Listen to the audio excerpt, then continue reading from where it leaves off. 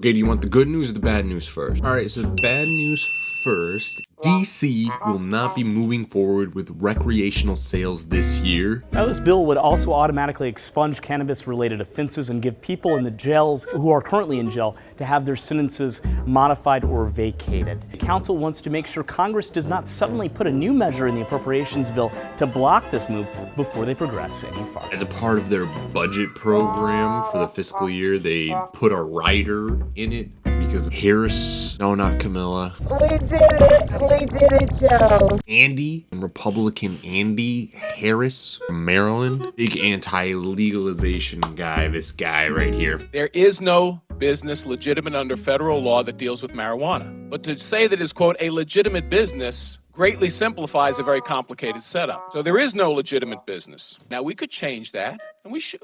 Some people think we should. But let's vote on that. But it's still a Schedule I drug. And this is one reason why perhaps it's not so good to do this on to do authorization appropriations, but we didn't have a hearing about this. We didn't invite Dr. Volkow from NIDA to come in and talk about it. Is a gateway drug. There is no dispute in the medical community, and there's new data. We didn't invite, for instance, the American Psychiatric Association, which is very interested in the newest research that shows that the use of marijuana by individuals under the age of 25 results in a clear increase in the incidence of major psychotic illness. We got cannabis lobbyists outside the door. Why do you think they're there? This is a huge money-making industry. This is big cannabis. We were discussing big pharma. We have a very different discussion going on here, but this is big cannabis we're talking about. So sure, is the law gray in the banking industry? Yeah, it is. But that's because the states have gone ahead, despite knowing that that is illegal under federal law, the states have gone ahead and said, we're going to try to set this up.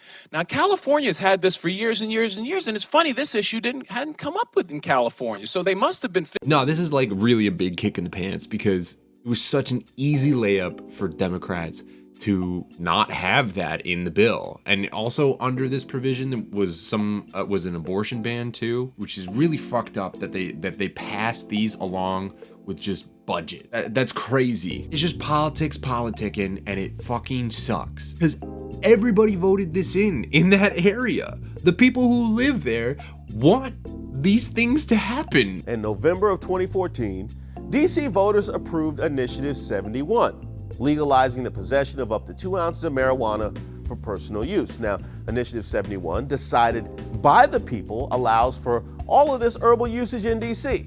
It's what we want, and we've been waiting on it for almost 8 years now. But now, thanks to Maryland's 1st Congressional District Representative Andy Harris, we're going to have to wait at least another year. See, Representative Harris is the author of the Harris Rider, a provision attached to the funding bill passed by both chambers of Congress on Thursday, barring the legalization of marijuana sales. This isn't about the weed. It's about the fact that we, the people of DC, are subject to the whims of people who don't live here. It's bad enough we're denied federal representation, muting our voice in the affairs of the country, but now we're even denied self-representation, muting our voice in our own affairs. As such, our voice, our vote, counts for nothing. So what exactly are we paying federal taxes for then?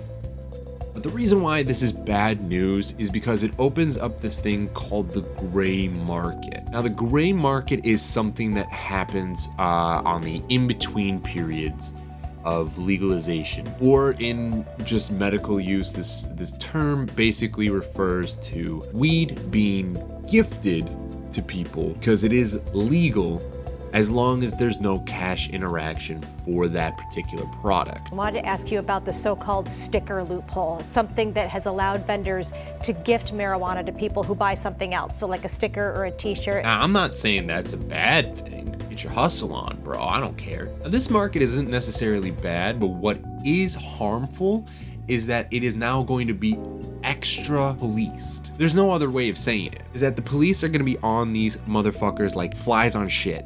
The Office of Cannabis Management sent out cease and desist letters a few weeks ago to at least 24 operators saying, hey, we're aware of what you're doing, and while you think that this may be a gray market, there is no such gray market. It will potentially cost you a license down the line if you intend to apply for a full-time or conditional adult use license. And it's really bad because these people could be business owners. These people could be making money for the city, for their communities that they live in, that can be redispersed into building that particular industry and maybe helping out the rest of the community by helping fix roads, helping build schools. But instead of doing the easy thing and just passing legislation so that way they can start working on making rules on how they want to sell weed, so that way they can start making money for the community, for the tax paying people who pay the salary of these so-called people who represent their interests. These people are now going to be criminalized for something that they could easily be a business in. Now, sure, it might be hard for them to get a business license already. And here's when the good news comes in. Not too far away from DC, New York State just passed legislation that is going to make it so that the first people who get recreational retail licenses are going to be those to people with past weed convictions. State officials say the policy is all about equality. They tell us they're trying to provide opportunities for the disproportionate number of people of color charged with drug crimes over the years. According to the law, half of all marijuana licenses in New York must go to minorities, women, struggling farmers, veterans, and other people who've bore the brunt of the United States' decade-long war on drugs. We acknowledge the need to move quickly, but also the need to do it right. And we understand that if we want a different outcome for our equity entrepreneurs in this state, that we have to take a different approach. That's what it means to learn from the lessons that others have already learned. It's very important because it gives the disadvantaged and the disenfranchised a first mover advantage, which is the only way sustainably that they're going to be able to keep up with big corporate cannabis that has billions of dollars. This is one of the most comprehensive programs to date. Probably the best program in the entire nation. Not only are they giving those people priority, being the first in line to be able to sell weed, but they're also helping provide capital. $200 million is included in Governor Hochul's 2023 budget for cannabis entrepreneurs. The first of its kind funding, part of what is called the New York Seeding Opportunity Initiative.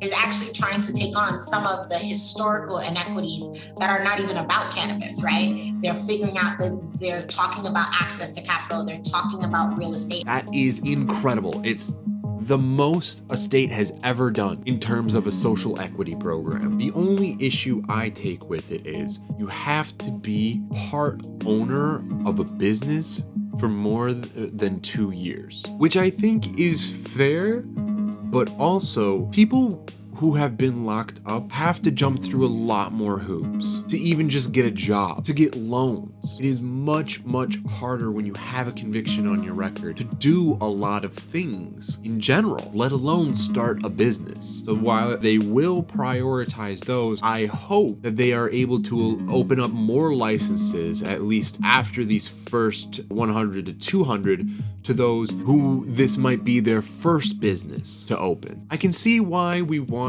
to have people who have had a successful business already, at least for 2 years, which really is not that long of a time to begin with in terms of like owning a business, because you want someone with an experience of actually running a business. You know, it is pretty hard, and marijuana logistically, in terms of supply chain, is very easy to nail down. When it comes to intricacies, though, is where we get into going through things. And that's where people with the convictions will come in, because they do have that knowledge of the plant, of the product itself. I don't want to rain on his parade too much. It is a great program and it's going to be doing some great things. And I'm hoping that a lot of other states will soon follow suit with New York. The application process are now open, and with my receding hairline, I think that'll do it for today. As always, please subscribe. We'll be doing another one of these pretty soon. And yeah, thanks for watching.